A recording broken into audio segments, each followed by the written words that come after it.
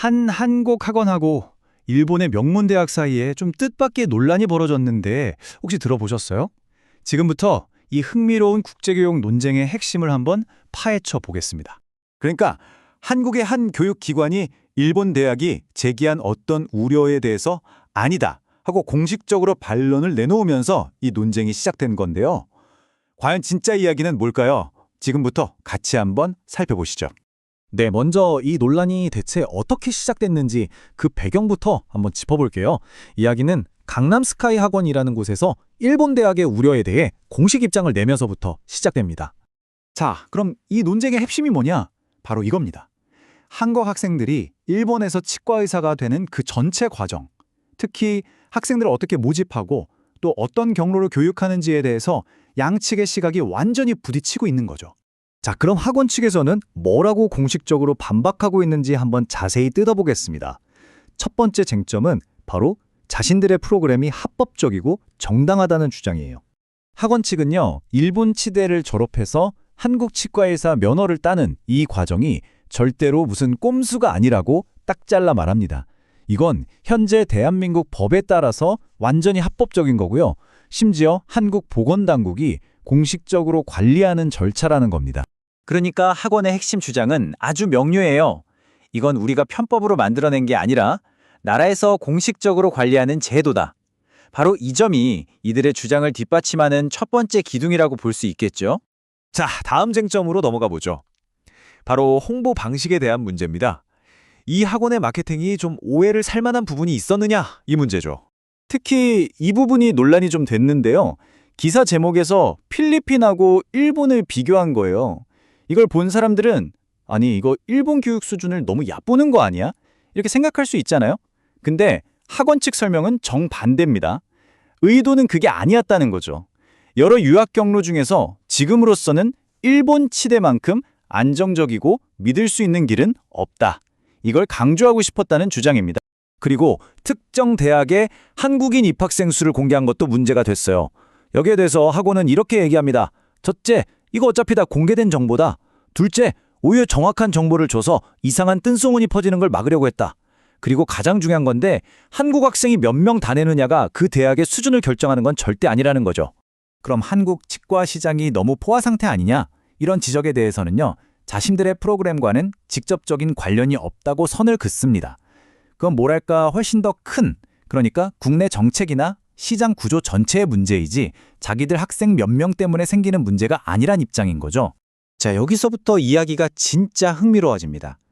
학원은 이제 방어만 하는 게 아니라 오히려 적극적으로 자신들이 내세우는 홋카이도 모델이 왜 훨씬 더 나은 대안인지 설명하기 시작하거든요.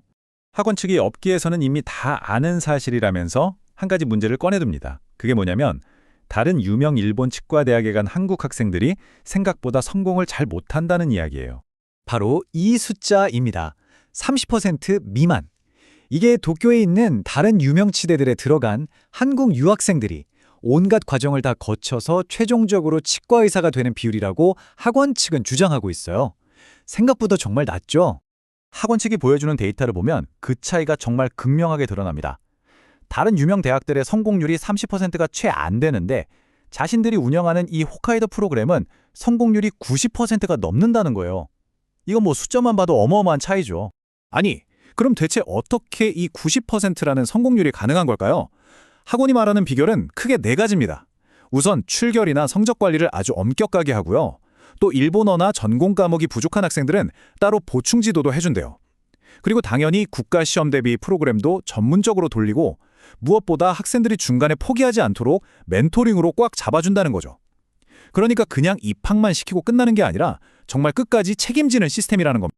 바로 이 한 문장이 이 학원의 교육 철학을 그대로 보여주는 것 같아요. 얼마나 학생을 마지막까지 책임감을 갖고 키워내는가. 중요한 건 학생을 몇 명이나 유치했느냐가 아니라는 거죠. 한 명 한 명을 어떻게 끝까지 책임지고 키워내느냐. 이게 바로 자기들 홋카이도 모델의 핵심이라는 겁니다.